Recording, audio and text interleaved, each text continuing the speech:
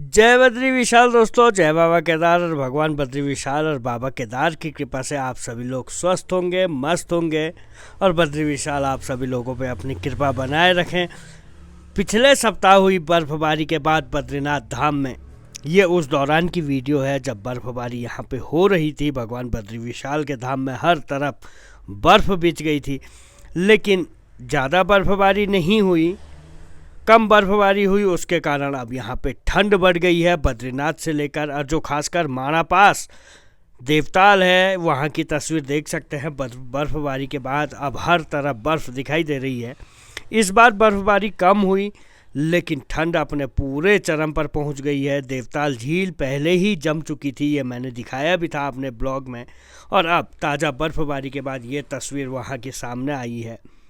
एकदम बेहतरीन, बहुत खूबसूरत यहाँ का दिव्य नज़ारा देवताल का देखने को मिल रहा है। और पिछले सप्ताह जो बर्फबारी हुई उसके बाद बद्रीनाथ धाम में अब मौसम सुहाना हो चुका है, लेकिन मौसम सुहाना होने के साथ ही कड़ाके की ठंड यहाँ पे देखने को मिल रही है। अब 15 दिन और शेष रह गए हैं, आज का मिला के 16 दिन होते हैं। कपाट बंद होने हैं 25 नवंबर को, और धीरे धीरे बद्रीनाथ धाम में कड़ाके की ठंड शुरू हो गई है। नीलकंठ की जो चोटियां हैं, जो पहाड़ी चोटियां हैं, वहाँ पे तो बर्फ़ है, लेकिन नीचे धाम में ज़बरदस्त ठंड सुबह, शाम को और रात को बहुत ज़्यादा ठंड देखने को मिल रही है। क्योंकि नवंबर का महीना लग चुका है, अब कपाट बंद होने के दिन करीब आ रहे हैं। जो चोटियाँ हैं वहाँ पे बर्फ़ लिपटी हुई है, जो बर्फीली हवाएं हैं जो बद्रीनाथ धाम में आती हैं वो एकदम ठंडी बर्फ़ जैसी ठंडी दिखाई दे रही हैं। जैसे ही धूप ढलती है या सुबह धूप आने से पहले लोग इस तरह अलाव सेकते हुए हर कोई आग के आसपास दिखाई देता है। जो तीर्थयात्री होटलों में रहते हैं वो कमरों में ही कैद रहते हैं, क्योंकि ठंड बहुत ज़्यादा है। जहाँ तहाँ आग जली हुई मिलेगी, अलाव की व्यवस्थाएँ हैं। जो यात्री आ रहे हैं वो गर्म कपड़ों का सहारा तो ले ही रहे हैं। अगर आप लोग भी आना चाहते हैं, क्योंकि 15 दिन की यात्रा अब शेष रह गई है, आना चाहते हैं आ सकते हैं, लेकिन अपनी व्यवस्थाओं के साथ गर्म कपड़े अपने साथ ज़रूर लाएं। हर तरफ ठंड का यहाँ पहरा देखने को मिल रहा है। और कपाट बंद होने के अब अंतिम दिन रह गए हैं। लगभग 21 नवंबर से पंच पूजाएँ शुरू हो जाएंगी, और पंच पूजाएँ शुरू होने का मतलब है कि कपाट बंद होने का जो दौर है वो शुरू हो गया है। पंच पूजाएँ 5 दिनों की होती हैं, 21, 22, 23, 24 और 25 को। तो ये दौर अब शुरू होने वाला है। बद्री विशाल के कपाट भी, क्योंकि 3 धामों के कपाट बंद हो गए हैं और अब अंत में बद्री विशाल के कपाट बंद होने जा रहे हैं। ये सुबह की तस्वीर है जब बर्फीली हवाएं सुबह सुबह देखने को मिलती है यहाँ पे। अगर आप मंदिर जाओगे या पैदल आओगे तो बहुत ज़्यादा ठंड यहाँ पे देखने को मिलती है। एक राहत देने वाली बात यह है कि यहाँ पे जो तप्त कुंड है वहाँ पे गर्म पानी हर समय आपको देखने को मिलेगा, वो थोड़ी सी राहत देता है, आप स्नान कर सकते हैं। जो लोग बैठे रहते हैं उन लोगों के लिए सबसे बड़ी मुश्किलें हो जाती हैं। जो साधु हैं, संत हैं, जो सन्यासी हैं, जिन लोगों का काम है, उन लोगों के लिए सबसे मुश्किलें यहाँ पे देखने को मिलती हैं, क्योंकि हर समय ठंड यहाँ पे देखने को मिल रहा है। और ख़ासकर ये पवित्र माह चल रहा है, ऐसे में तप्त कुंड का आनंद जो है, गर्म पानी यहाँ पे रहता है। ये एकदम गर्म पानी का कुंड है, इसमें आप लोग स्नान कर सकते हैं। क्योंकि बहुत ठंड है तो ऐसे में ये राहत देता है। हर कोई इसमें जो जाता है 15-20 मिनट इसमें पूरा आराम से पूरी सेकाई हो जाती है शरीर की। एकदम गर्म पानी होता है, बिल्कुल मस्त। इतना गर्म पानी इस कड़ाके की ठंड के बीच यहाँ पे मिलना, और वो भी आपको स्विमिंग पूल जैसा स्नान करने को मिले, ये एकदम भगवान की लीला ही है। जो ऐसे धाम में इतनी ठंड में ऐसा गर्म पानी का कुंड आप लोगों को स्नान करने के लिए मिलता है तो ये एकदम अद्भुत हो जाता है। खासकर जब इतनी ठंड में आप लोग पहुंचते हैं। सुबह सुबह सबसे ज़्यादा भीड़ इस कुंड में। इस तरफ मर्दों जेंट्सों का कुंड है, उस तरफ महिलाओं का कुंड है, दोनों के कुंड गर्म हैं। वो उधर स्नान करते हैं, सारे जेंट्स जो हैं, मर्द लोग जो हैं वो इस तरफ स्नान करते हैं। और ये बड़ा पवित्र महीना है, कार्तिक का महीना है, ऐसे में हर कोई स्नान करने के लिए यहाँ पे पहुँचता है। भले ही ठंड कितनी क्यों ना हो, इसके सामने सब कुछ फेल हो जाता है।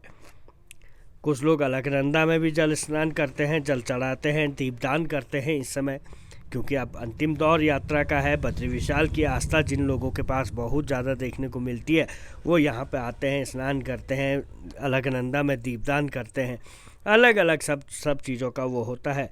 तो यहाँ से गंगा जल भी अपने घरों को ले जाते हैं, क्योंकि ये विष्णुपति है, भगवान विष्णु के चरणों को छूकर निकल रही है। लेकिन अगर बद्रीनाथ आ रहे हो तो बहुत ज़्यादा ठंड है। इस ठंड से इस समय गर्म कपड़ों को ज़रूर लाएं, टोपी, दस्ताने, कोई भी चीज़ ऐसी ना हो जो आप लोग मिस कर दें। सुबह जब धूप निकलती है, धूप निकलने के बाद राहत मिल जाती है, थोड़ी सी बहुत बड़ी राहत के टाइप में देखने को मिलता है जैसे ही धूप आती है। और धूप आने से लेकर धूप जाने तक, मतलब दोपहर का समय, बहुत अच्छा मौसम बद्रीनाथ धाम में, आपको ठंड का एहसास नहीं होगा। लेकिन जैसे ही धूप ढलती है उसके बाद एकदम बर्फीली हवाएं शरीर को चीरती हुई यहाँ पे महसूस होती है। और अगर मौसम बदला हुआ है, क्योंकि इस समय पे बद्रीनाथ धाम में रुक रुक कर मौसम बदल भी रहा है, जिस कारण ज़्यादा ठंड देखने को मिल रही है।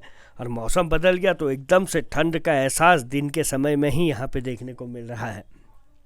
दोपहर में भोग लगने का, क्योंकि इस समय भीड़ ज़्यादा है नहीं, भोग भी समय पे लगता है और मंदिर फिर बंद हो जाता है। फिर 3 बजे खुलता है, 1 बजे मंदिर बंद होता है, 2 और 3 बजे 2 घंटे के लिए मंदिर बंद होता है, फिर 3 बजे खुलता है। 3 से फिर रात को 8, साढ़े 8 बजे, 9 बजे तक शयन आरती होती है और उसके बाद फिर से कपाट रात्रि के लिए बंद हो जाते हैं। शयन आरती भगवान बद्री विशाल को कम सुलाया जाता है, उनका विशेष वो किया जाता है।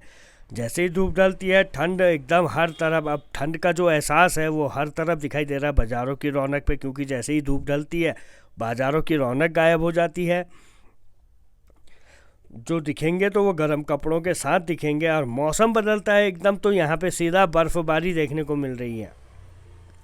इतनी ठंड इन दिनों मौसम के बदलाव के कारण बद्रीनाथ धाम में, चाहे जोशीमठ की बात करें या फिर पूरे जनपद की बात करें, हर तरफ इस समय एकदम से सन्नाटा पसरा हुआ है। ठंड बढ़ गई है, लेकिन जो यात्री हैं वो आ रहे हैं, दर्शन कर रहे हैं। मंदिर में कहीं ठंड नहीं होती है, लेकिन मंदिर से जैसे ही बाहर निकलते हैं, बाहर निकलने के साथ ही एकदम अलग सा एहसास होता है।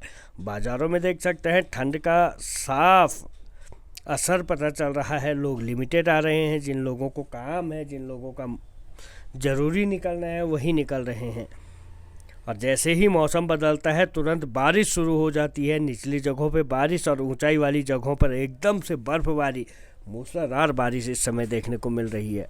तो कहीं ना कहीं अब जो यात्रा है वो ठंड का मौसम चल रहा है। ठंड के बीच लोग यात्रा कर रहे हैं। बद्रीनाथ धाम का महज 15 दिन की यात्रा जो है वो शेष रह गई है। तो ऐसे में अगर आप लोग आना चाहें तो आ सकते हैं। सिर्फ 15 दिन अब रह गए हैं, वरना फिर अगले वर्ष आप लोग को बद्री विशाल के दर्शन करने को मिलेगा। हालांकि ठंड है, लेकिन गर्म कपड़ों के साथ आप बद्री विशाल के दर्शनों को आ सकते हैं। चलिए दोस्तों, यहीं पे करते हैं इस ब्लॉग को समाप्त। जय बद्री विशाल, जय बाबा केदार। दोस्तों नमस्कार।